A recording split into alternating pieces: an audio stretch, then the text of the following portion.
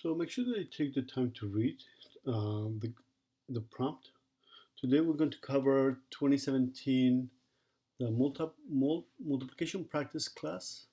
Notice that in this case I modified to be a non-interface since interfaces are no longer on the AP exam.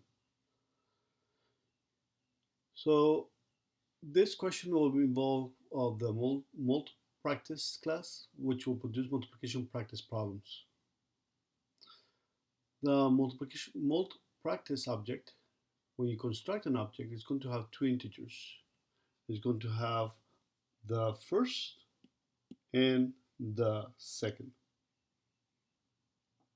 The first integer, and they call it the initial second integer.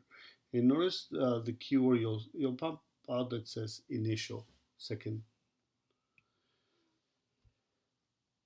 So go through. It says the first integer is a value that remains constant, and is used as the first integer in every practice problem.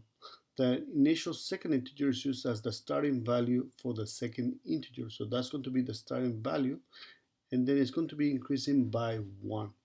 So notice in this case, whenever they create a new object, they call you constructor, mult practice, they're going to give you two integers, your first integer and then your initial second integer. So therefore, the first integer stays exactly the same, and the one that's going to be increased is 3, 4, 5, and so on. In the mult practice, you're going to have a method that's going to be get method, which returns a string. So think about it as the toString method in the format of the first string times the second, and we'll see that such as this that we have here. So it's going to be the first, the word times, then the second. So let's go through the next page, and they give you an example. So therefore, two examples. In this case, they construct a new mult practice object called P1, and the two parameters that you receive is 7 and 3. And then after that, they go ahead and call. They're going to do a print statement, and they're going to call the method getProblem, which basically will return the string 7 times 3.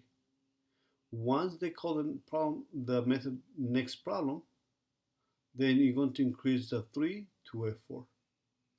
Then they're going to do a system out println, so they're going to print the line, and they're going to call the method getProblem. Notice that because they're using p1 dot, they're using the name of the object. This is going to be a non-static method. And then once they call the next problem, you increase it from 4 to 5. Then you print it out using getProblem. And then the next one, 7 times 6.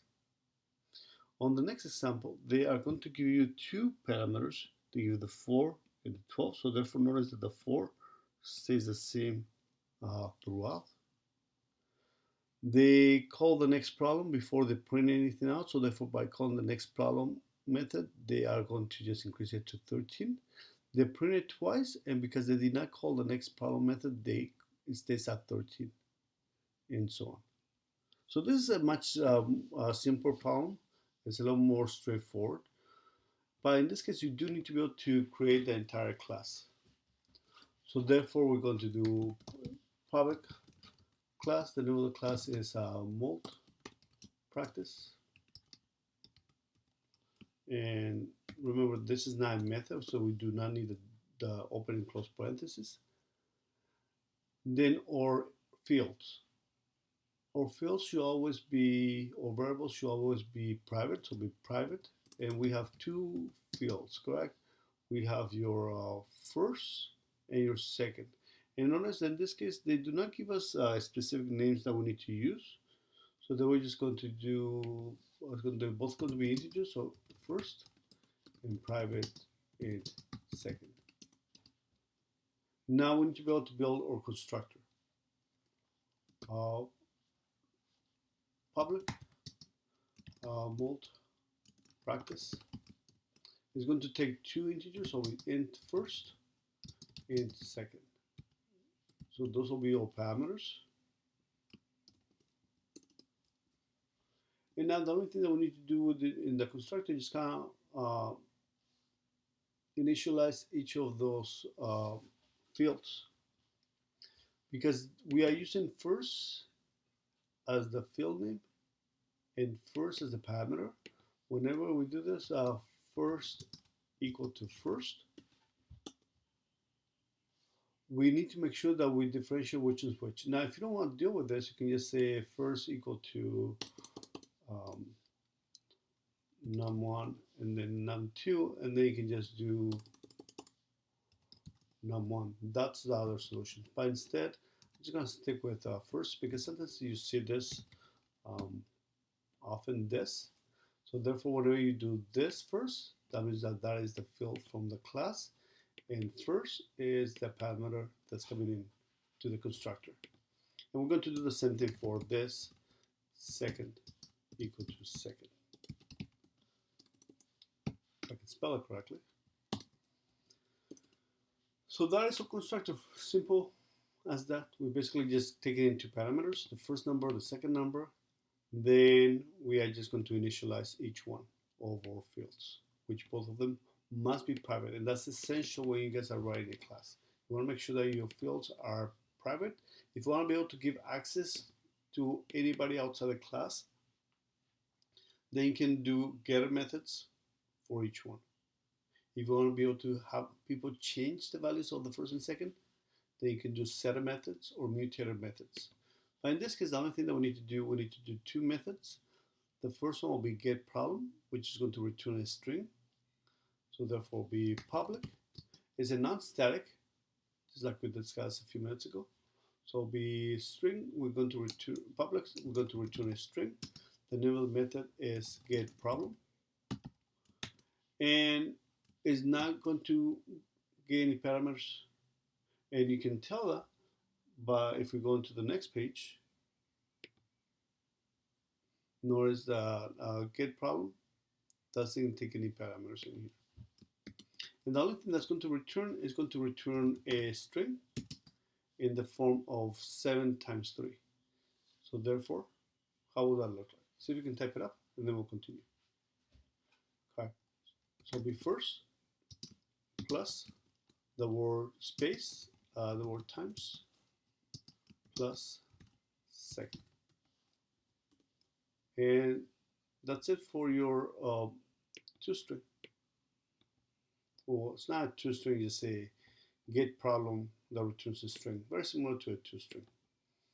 And now our last method will be next problem, that will just increase the second number by 1. So be public. It's not going to return anything, so be void. It's a non-static method. It's called next problem, and it's not taking any parameters. And the only thing that it needs to do is need to go to increase second by 1. And let's see if I did not forget anything. So let's see if we run it, if it gives us any errors. I want to compare to make sure that I'm getting the same result as required. Now remember that whenever you work on your AP exam, you will not have this option. So at that point, you just have to kind of read through it once, read through it twice, go through this code segments that they give you as the results, and make sure that you kind of map it on the side to make sure that it matches. But in this case, it works perfect. So email me if you have any questions, and we'll continue with the next one next time. Have a good day.